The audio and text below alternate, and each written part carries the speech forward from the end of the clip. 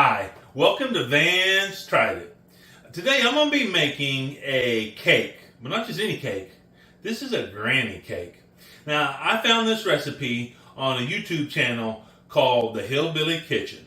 And Miss Becky, who is the host of this channel, always does a great job. It's one of my favorite channels to watch because she always has some great recipes, and she also always has some encouraging words from Scripture. She is first and foremost a godly woman, and so I enjoy watching her channel, watching her cook, and watching her share the gospel. So I would encourage you to go down. I'm going to leave a link to her channel down in the description, and go down there and check out her channel and let her know that I pointed you her way, and give her some support. And hey, while you're down there, go ahead and click that like button on my channel, comment, share, subscribe. It sure would help us a lot. But let's get to the cooking. So I have this bowl here.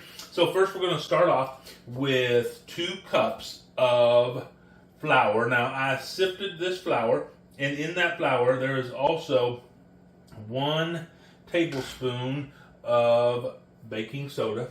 And now I have a cup and a half of sugar and just a pinch of salt in there. Now I'm just going to take all the dry ingredients here. I'm going to give them a little stir. Just get them mixed up just a little bit. Incorporated into each other. And then to that, I'm going to be adding 2 eggs and a 20-ounce can of crushed pineapples. And this is about 3 to 4 teaspoons of vanilla. This is real Mexican vanilla. This is the good stuff. Now, one of the great things about this recipe is you don't need to get out the blender or the mixer or whatever you're going to get out. You just grab yourself a little whisk. You could grab a spoon if you wanted to. Just get this stuff nice and incorporated together. You're just looking to kind of get rid of all the dry spots you might find in here.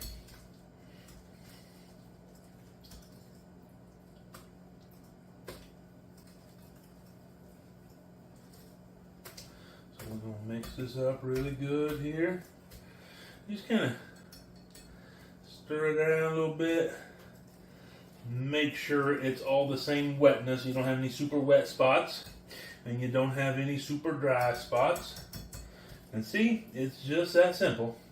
That's all it takes right there.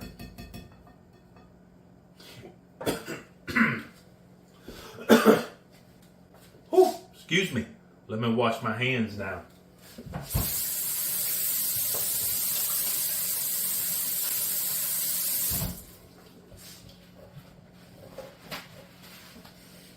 Okay, I'm back. Got all hygieneated. Okay, so I have this baking pan here, and I'm just going to pour our batter right into this pan. Now I spread some butter on this pan. You're going to need something on there. You can use cooking spray if you want to, but I like to use butter because I think butter is better for you. The more natural we can get in there, the better we're going to like it. And then as I was pouring it in here, I found some dry spots. That's no problem. I'm just going to incorporate it in there. And now,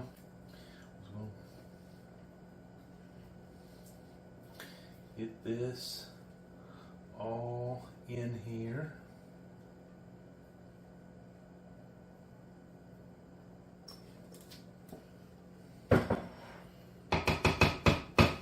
Okay. Now what I have here is a cup of brown sugar and a cup of pecan pieces. And Miss Becky was saying that if you have like a nut allergy or something, what she's heard of people doing is breaking up some pretzels and putting in here instead of the nuts. And that'll kind of give you that texture on top. We're just sprinkling it on top here. Just get it evenly spread around here. Nice little coating on top.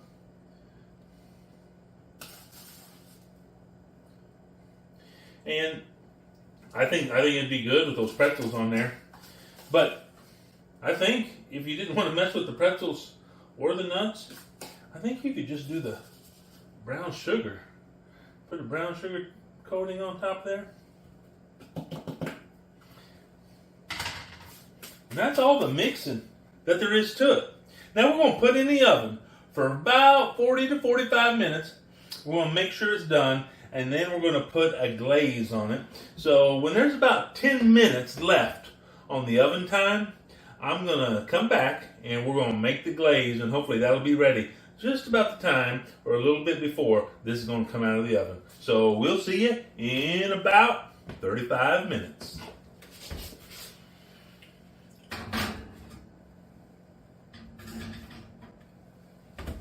Okay, so we have about 8 minutes left on the cake. And so we're going to start making the glaze that's going to go on the cake right now. And so what I have here is I have 1/2 of a cup of butter. And I have 1/2 of a cup of sugar. And I have 1 full cup of evaporated milk. Now, Miss Becky says you can use regular old whole milk or 2% or whatever you normally use. But she used evaporated milk, so I'm using evaporated milk. And we're just wanting to get this going, get this all melted down. And the most important thing is to get this sugar all melted into this glaze. And so what I'm going to do is I'm going to turn up our heat a little bit just to get the pan going. I don't want to go too high since I'm working with milk here. But I'm going to turn it up a little bit. And I'm gradually just going to work it back down so that we don't get the pan too hot here.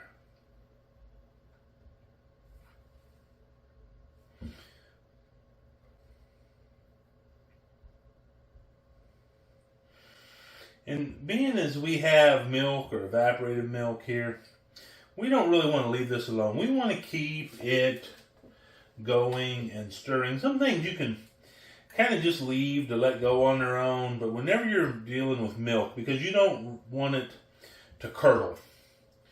And so you just want to keep it going.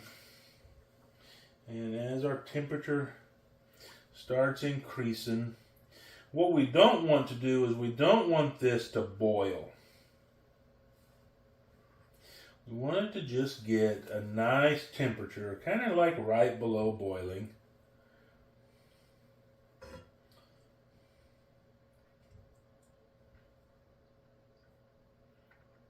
And the good thing is, it already looks a lot like our sugar is dissolving really well in this glaze. And that's what we want, because we don't want a grainy glaze to put on our cake. We want it to be nice and smooth. I'm just going to work that butter around there. I always like to just kind of push down on the butter onto the hot surface of the pan. Just kind of continue to work our temperature down.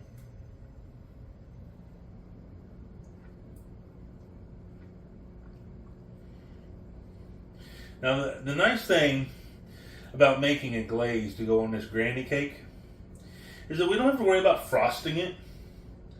We don't have to worry about putting any sort of topping on it, because the glaze is going to set up. It's going to make just a nice top coating on this cake. Now, Miss Becky says that this really is probably her favorite cake. Because even though it's rich, it's not overpoweringly rich. Now, we're going to find out exactly what she means when she says that. But I did pick up a whole gallon of milk today from the grocery store. So, I'm ready for rich. It does not bother me. Rich food does not bother me if something's too rich, unless I'm out of milk. If I'm out of milk, coffee will do, but really, I much prefer milk when I'm eating something sweet. I really always have. And that's because typically, I drink coffee with creamer in it. Not always. Sometimes I'll drink it straight black. And certainly if I'm drinking it, especially for the purpose of drinking it with something sweet, or dunking some Oreo cookies in it or something like that, then I will not put creamer in it. But typically if I'm drinking coffee, it's going to have creamer in it. It's going to be a little bit sweet. And so that kind of defeats the purpose of using it to cut the sweetness of something really rich. So milk, I don't have to worry about. I can just drink it like I always drink my milk, unless I'm drinking chocolate milk. But I really don't drink a whole lot of chocolate milk. Some, a little bit. Every once in a while, I'll buy a whole gallon of chocolate milk. But I really try to avoid it as much as I can. I'm going to keep regulating this temperature. I'm going to turn it back up just a little bit here.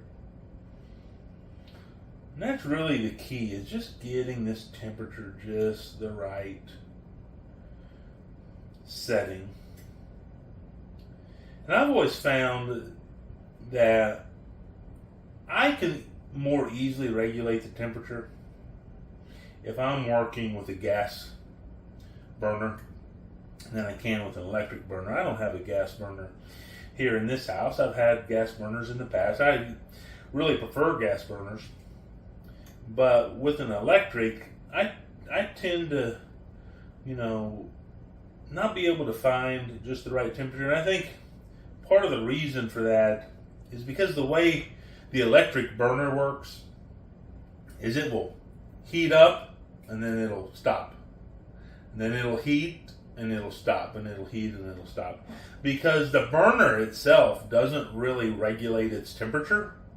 It regulates between high and low by how long it stays on. But when it's on, it's just on. That's how most of the electric burners work. Versus a gas burner, you are actually regulating the amount of flame that you have being applied to the pan. And so that glaze is done. And that looks nice. And so what I'm going to do is I'm going to grab my mitts over here and we're going to get this cake out of the oven and see if it is ready to go. Okay, here we go. Ooh. Can you see that? That has got a nice crust on there. Added onto it. It should be done. Well, I'm going to just take a toothpick and stick in there. Now this is how I check and see if a cake is done. I should be able to stick it in there and it should come out pretty clean.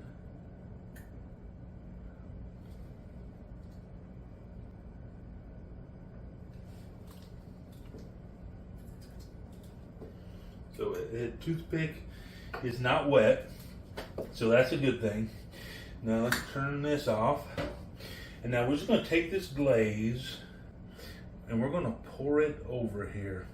Now, Miss Becky, in her video, talks about how You can certainly, if you want to, poke some holes in your cake. But since we are doing it while it is still fresh and hot, straight out of the oven, putting this glaze on here, there really shouldn't be any need, because while it's nice and hot like this, let me get this side over here.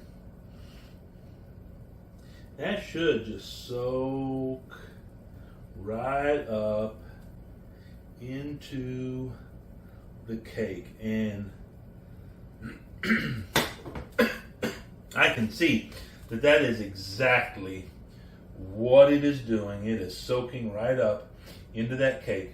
And so now what I'm going to do is I'm going to let this cool off. I want to let it cool off and let that glaze kind of solidify on top of there, so that when we cut this open and get a piece, it's not runny inside. We want that to stay nice and glazed on top and make a nice little coating on there. So we're going to let this cool, and then we'll come back, cut as a piece, and see how it tastes. Okay, our granny cake has cooled off and the glaze has settled in and soaked into this cake. And so now what we're going to do is we're going to cut us a piece of cake and see what it's like.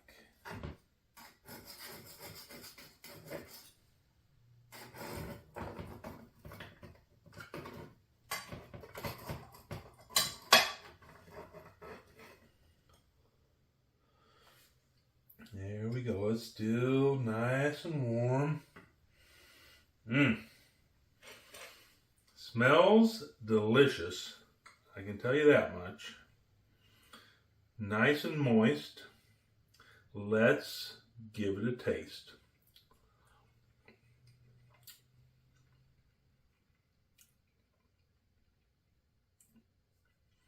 Yeah.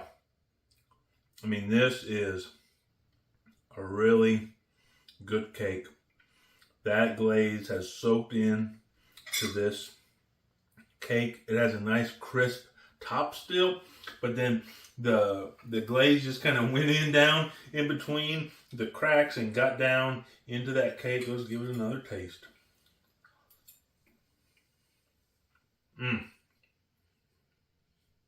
Hey, this granny cake, I tried it.